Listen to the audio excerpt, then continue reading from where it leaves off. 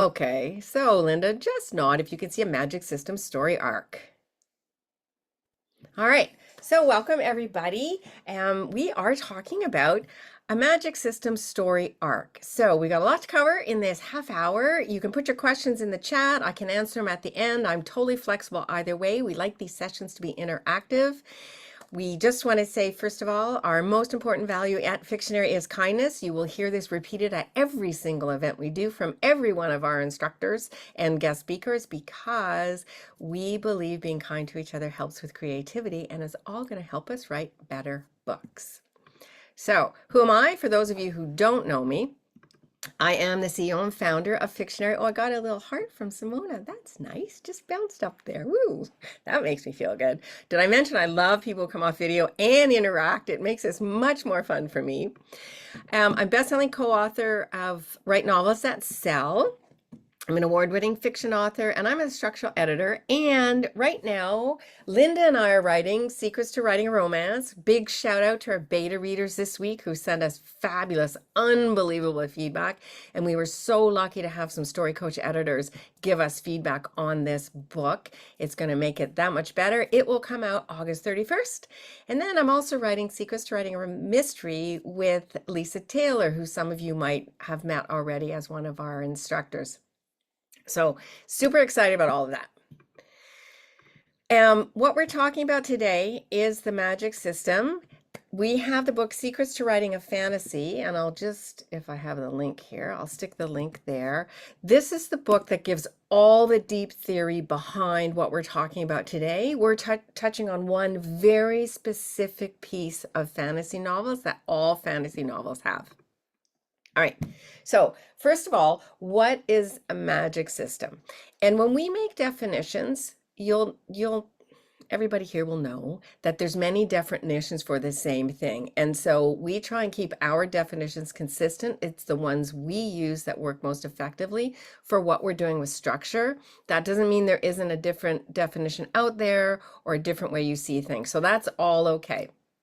So basically, a magic system is a set of rules and principles governing the use of supernatural powers in a fictional world. So there's a lot of books on magic systems out there and some really, really good ones. So what we're doing today is looking at the magic system in the context of the story arc scenes. And the 5 story arc scenes are the inciting incident, plot point 1, the middle plot point 2, and the climax. And we love structure at Fictionary. And so we've taken a look at, well, how do you apply structure to a magic system to make it work with your story? Thank you, Elaine Canyon, saying fabulous book, one of our very, very kind beta readers. All right, so a magic system story arc. It doesn't matter if you're outlining, you're writing, you're editing your fantasy novel. If you think of this in the context of a story arc, you can do it for your series, you can do it for each book, and you can do it for each character who uses magic. So this is a way of looking at the magic system across books. Quite often, a fantasy novel is a fantasy is multiple novels in a story. And when that happens, the magic is going to grow from book 1 to book 2 to book 3, and the character's use of the magic is going to change from book 1 to book 2 to book 3. And these are all things important for you as the author to understand and use as you're creating your story. So to get there, how do we do this? We write a skeleton blurb. And the magic system, so what this is the journey of the magic system related to the protagonist and the other characters. And character growth is related to the magic that the character can wield. It's not meant to be the internal character growth of how they grow as a person. It's how they grow with their magic, when they learn new things, when they react to it, how they change their use, what does it do for their belief system, all of these very interesting things. And what this will do is going to create consistent use of magic so that your reader doesn't get confused.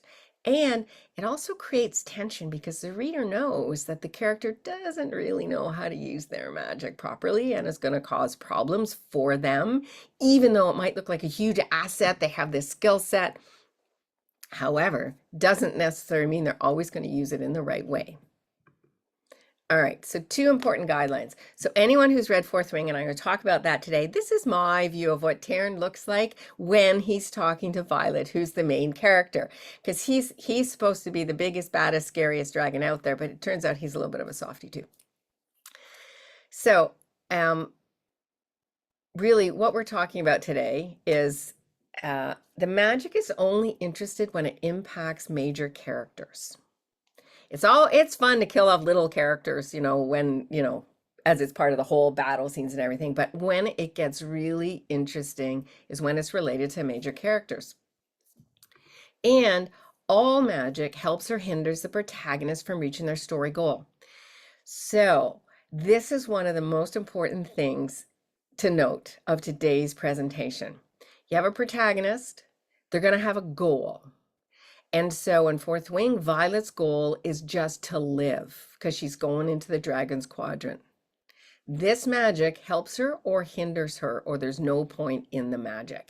And that keeps things really interesting. And this brings us back to the skeleton blurb of the protagonist must do something, which is the story goal. And if they fail, there's consequences. And that's basically a one-sentence description of your book.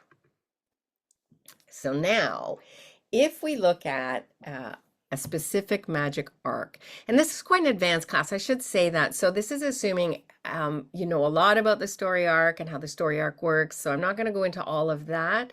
So just bear with me if there's a few things, and feel free to ask questions if you don't quite understand it. So the first thing that happens is there's an inkling magic exists. So the protagonist gets an inkling, or they might already know magic exists, but they get the hint that they can actually use the magic. And this includes showing the reader if the story includes, if it's magical or for mythical elements such as vampires, creatures, anything like that. So here we have either there's first inkling that the magic exists or inkling that they can use magic.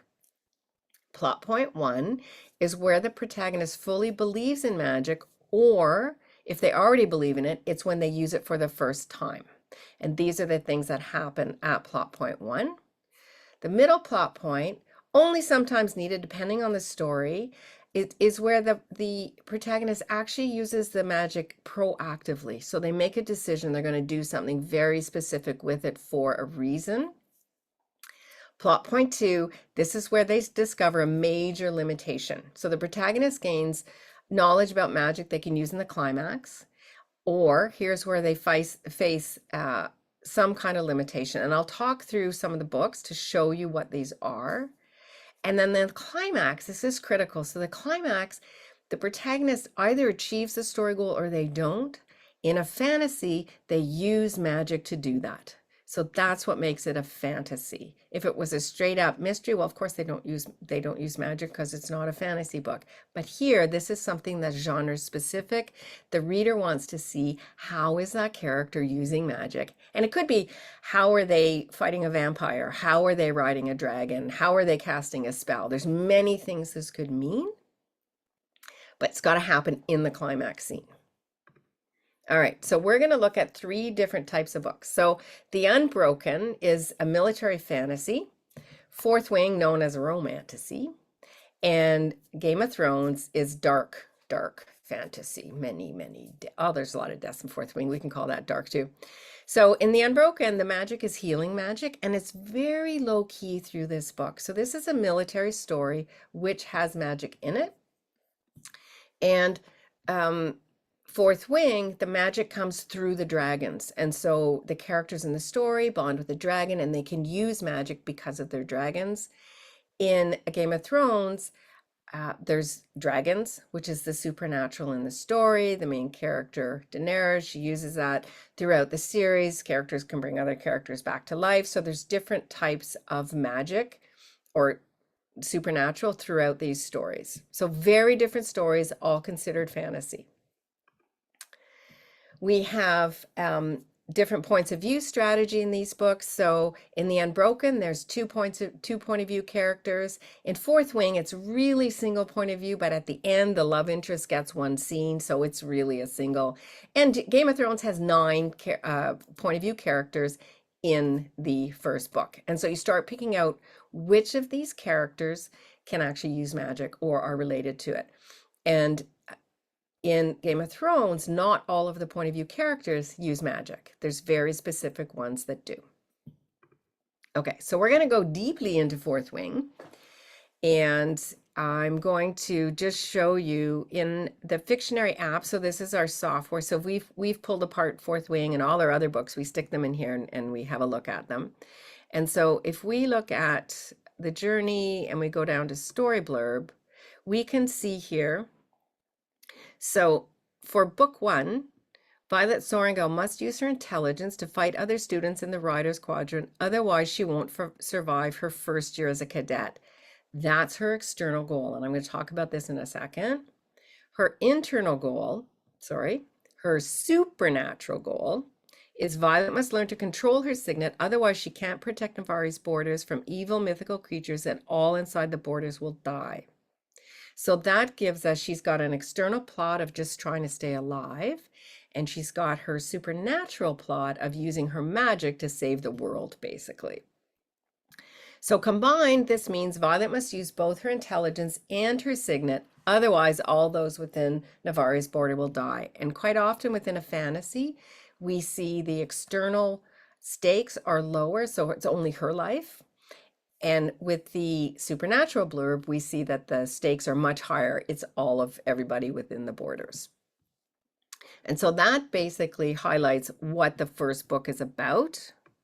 So if we go back here, so we have her Violet must use her intelligence to beat other cadets, otherwise she won't survive. So that's her external. She's a single protagonist throughout the book mostly. So now let's have a look at the story arc. So this is the external. So this is her just trying to stay alive. So before the book starts, the inciting incident happens. It's told in backstory and a little bit of flashback. Violet's mother orders her into the Riders Quadrant. So up till this point in her life, she's been working in the library. She's a scribe. 6 months before this, her mother, who's a general, says, "Oh, just kidding. You're going to now go and fight on top of dragons." In plot point 1, she bonds with a dragon, and to survive, she needs to do this. And this is her accepting she's good enough that she can actually fight to survive.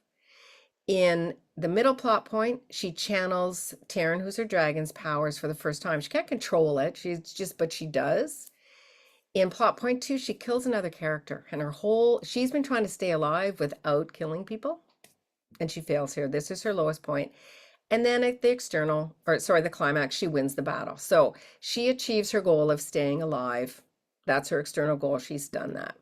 Now we're going to go and look at, in the context of that, we're going to look at Violet's specific, her magic arc. So in the inciting incident, this happens, she's already in the school, and she first speaks to her dragon. This is right before the main plot point 1, and we'll show you how the story arc of the magic system sort of interweaves in between. So if we look at scene 3 here, this scene, and one thing I want to highlight when you're working on your functions for lead up scenes and story arc scenes, what we're looking for is the function. You could put them in separate scenes and separate chapters, or like we have here, in the same chapter. And so we have one chapter here, which is the lead up to the supernatural. And then we have the supernatural inciting incident where she talks to her dragon. And these are just my notes as I was going through this. So then we look at Violet's plot point 1, and this is where Violet channels Anderna's power. So Violet, in plot point 1 of her supernatural story arc, she's bonded with 2 dragons. She's the very first cadet to ever do this, and so it's quite a special moment. So here in the magic plot point, this comes after, and it's through her dragon, Anderna, Violet stops time. So it's her first use of magic through a dragon. It doesn't coincide with a story arc scene. What she learns is that she can actually use the magic from her dragon. She doesn't know how, but she knows she can, and so she can't turn back from this. So this is her plot point 1 of the magic system. Then she gets even more stronger things. So in the middle plot point, she channels lightning through her dragon. She doesn't even know she's done it, but she's done it. And Taryn, her dragon, is actually doing it for her. And this scene is quite strong because it's also the middle plot point for the romance in the story, which this is a romantasy and it's a very big part of this story.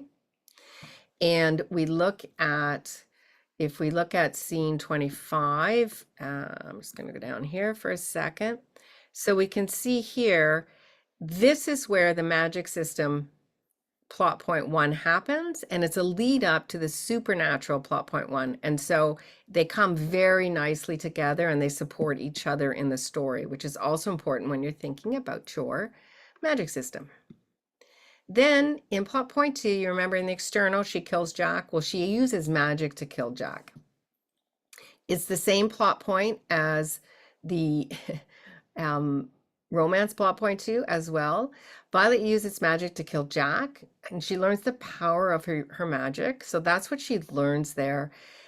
It gives her the ability to kill, which she doesn't like, so that puts her at her lowest point. She needs the knowledge that she can actually use this power. She can't control it yet, but she can use it, and she needs that to win in the climax story. Then we have the climax, and here she uses her magic. She uses her lightning basically to win in the climax. So we have a full story arc of her getting the inkling right up to her using that magic in the climax scene and winning that battle. One really cool thing that I'm going to say that's in our book is in the climax scene in fantasies, more often than not, you're going to see that the protagonist is unconscious at some point. Twilight, Harry Potter, Fourth Wing, Game of Thrones, goes on and on and on. Because the magic is so much for them, it overwhelms them. Unbroken, also another one that does that. All right, so Game of Thrones. If we look at the magic story arc here, this shows you, this is one character, and it's her journey through book 1. And in the inciting incident, Daenerys is given dragon eggs as a wedding present. So this is her first interaction that the dragons might exist. It's the inkling. She doesn't know it yet. It's the start of her magic story. Then in plot point 1, the dragons are born in fire. And so this is her, so this is a story arc over this, or the magic arc over the series. Her dragons are born in the fire. And in the climax, Daenerys is killed and a single dragon flies away with her. So we get a story through the dragons of, first, she's given the eggs. And look at, I said dragon eggs, but it's really dragon eggs. Then the dragons are born. Then she uses dragons to kill. So that's her middle plot point. Then her first dragon of the 3 is killed. And then she's killed. And that's the end of the magic story arc. So that gives us, you can do it across a series. The arc doesn't have to close in your magic system in one book, and quite often it won't. And then we have the Unbroken. So the Unbroken is a story of a woman who comes to her homeland, but she comes as a soldier for another country. And here she discovers the magic and she wants to save people is basically what she wants. And so in the Unbroken, she gets a tingling in her wound. So she is wounded right in the inciting incident. She saves Princess Luca and she gets wounded. And then as part of the wounding, she has to execute people who tried to kill Princess Luca. But the woman who she's executing uses her magic to heal this wound. So she feels it, she gets that inkling. Then at plot point 1 of the magic system, she mentions she's been court-martialed now. She's up for treason. Things have gone really bad for her in the first quarter of this book. And she mentions magic there. So she believes it exists now and she's using it to stay alive. In the middle plot point, it's a turning point because she tells me Luca the magic is real. And Luca's a princess with a lot of power and she uses it in a nefarious way. And so this is a bad thing. She trusted the wrong person. Also often happens in the middle of a fantasy book. And then at plot point 2, which is her lowest point, one of the priestesses who she's become very close to is taken by the bad people, and it's because of the secret that she revealed, and so she feels really responsible for it. And then at the climax, she kills one of the generals and she turns into golden-eyed Brigandy. And here, that means she can wield the healing magic. And so she's gone from the inkling to she can now wield the healing magic because she's a Brigandy. So she gets her full magic story arc goes here. All right. So remember before I talked about it's only interesting if it's related to a specific character. And so here, I'm laughing at Rhonda's comment. I still have not recovered from Daenerys' death. I know. But you know, that's not really the last book. That was just the show. So maybe in the last book, if it's ever written, could be different. I don't know. So the inciting incident, inkling that magic exists. Then the character believes in or uses magic. Then they proactively use the magic. Then there's a major limitation, so it makes the climax difficult to get. And then they use magic to win the battle. Alrighty, so if you're interested in more working on this type of level, novel editing part 1 is the next class coming up in Fictionary Premium. Brandy, who I think is here, is teaching that one. And this is, the fantasy course is ongoing right now, but there will be another one coming up. And I just wanted to share what Amber said about it today in the community. I've been taking the fantasy course this month and just finally checked out the fantasy outline. And that's pre-programmed into the software. Maybe I'm late to the party, but this outline is way cool. I love how it goes over the main 5 plot points, but the others. So I'm just going to show you super quick here. If you do outline and write a novel in the app and you choose the fantasy outline, and we'll just call this test so I remember to delete it. Here, you're going to get a full outline of all the genre-specific scenes that go in here in a fantasy novel. And in the notes, we talk about what each scene needs. And so there's like a little mini course in here if you want to be writing around typical expectations for a fantasy story. Fictionary Premium is how you get access to the Fictionary Live courses. They are $39 a month. It's on the left side of the community. And, you know, it's where this is Fictionary Live and Premium is really how we fund all of the free events that they have in the community. Okay, I'm going to stop there now. We've got 5 minutes left for questions. Is there a way to track the supernatural story goal? So yeah, Lisa, what you can do in the app, that's a great question. So if I'll just share this quickly. It'd be easier to show. Okay, so when you're on, is it going to show here? Okay, that's a bad one. Let's go to my bookshelf. We'll go to an example. So when you're naming your scenes, if you go to visualize and we have the story arc up, we can do a quick update. And when I name my scenes, so I would say plot point 1, or I might say magic system plot point 1, or just MS plot point 1. And so then you can just select here and find them. And so you can draw your story arcs depending on which ones you select, as long as you name them, which is over here. Let's just pretend this was, we could just go, you know, magic system inciting incident. And then you know that's what that is. And then you can start tagging these in your story.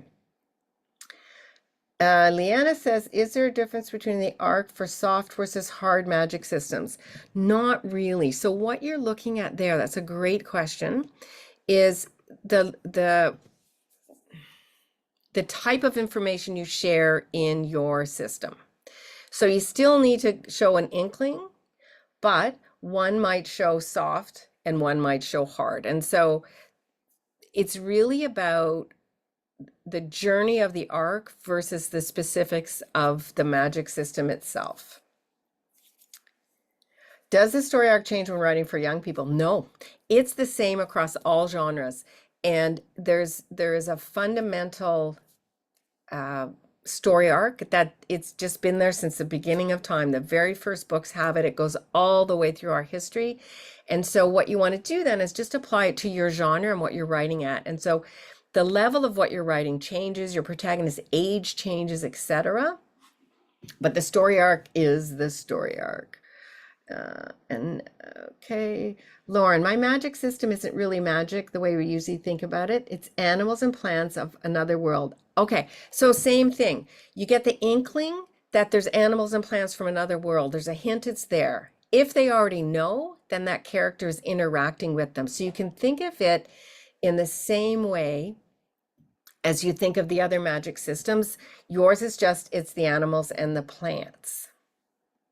Great example of magic, middle grade magic story arc is Dragon Masters. Okay, by Tracy West. Thank you, Elaine. Elaine reads a lot, so this is very good.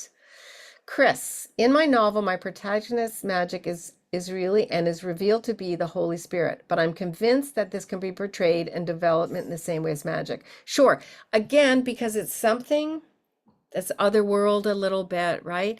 That when it's something like that, you can follow the same process. The details will change. It will be specific to your story, but you can still have the overall goal around it, right? And the biggest thing to remember here is everybody here is an artist, and you're going to bring your own unique way to your book, and how you write your book is going to be different. How you edit your book is going to be different. What you put in your book is going to be different.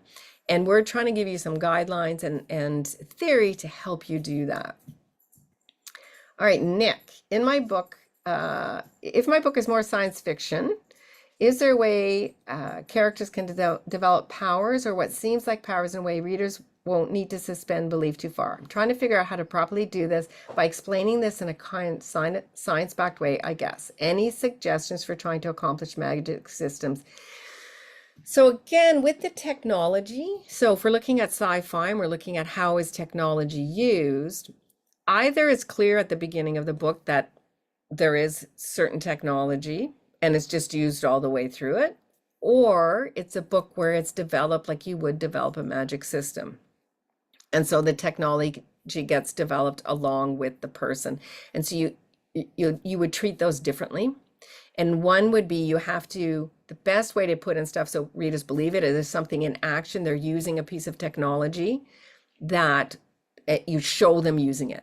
And the reader goes, oh yeah, cool, they're using it this way, as opposed to telling them this is how the technology works.